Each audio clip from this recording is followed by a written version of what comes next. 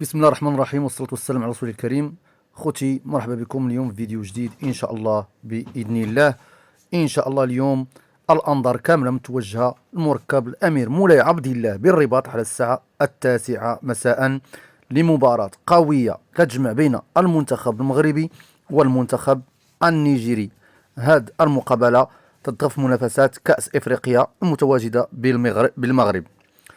اليوم إن شاء الله بإذن الله هناك نصف نهائي حارق بين المنتخب المغربي والمنتخب النيجيري. يسعى المنتخب الوطني في تحقيق نتيجة إيجابية وتشريف القميص الوطني، وإن شاء الله التأهل إلى نهائي كأس إفريقيا. من الجهة الأخرى المنتخب النيجيري معروف بالقوة البدنية والسرعة ديال اللاعبين، وغادي يدخل في هذا الماتش حتى هو باغي يفرض الاسلوب ديالو ويخرج بشي نتيجه اللي مزيانه. لكن ان شاء الله الاولاد ديالنا المنتخب المغربي ان شاء الله هيكون في الموعد ويحقق الفوز ان شاء الله باذن الله. الفوز مباراه ما غاديش تكون سهله، ولكن الجمهور المغربي متفائل بهذه المقابله وتيأمن بالمنتخب ديالو، خصوصا مع الاداء اللي شفناه في المباراه الاخيره.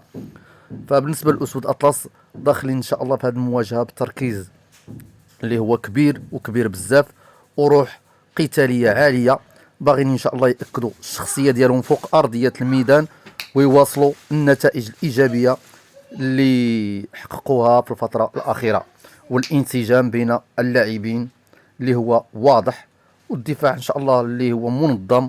ان شاء الله نتسناو الهجوم يدخل بواحد واحد الروح، ويدخل باش يقلب على تسجيل الهدف من اول دقيقه.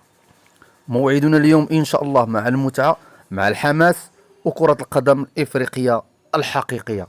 إذا اليوم على الساعة 9 إن شاء الله كما قلت مركب الرياضي الأمير مولاي عبد الله بالرباط على الساعة 9 غادي تكون هذه المقابلة هذه لا تكون منقولة على قنوات بي إن سبور ماكس 1 والأرضية المغربية تي إن تي والأولى المغربية تي إن تي كذلك. بالنسبة للمعلقين هناك جواد بدا بالنسبة لبي إن سبور ماكس 1، وعبد الحق الشراط بالنسبة للقناتين المغربيتين الرياضية والأولى.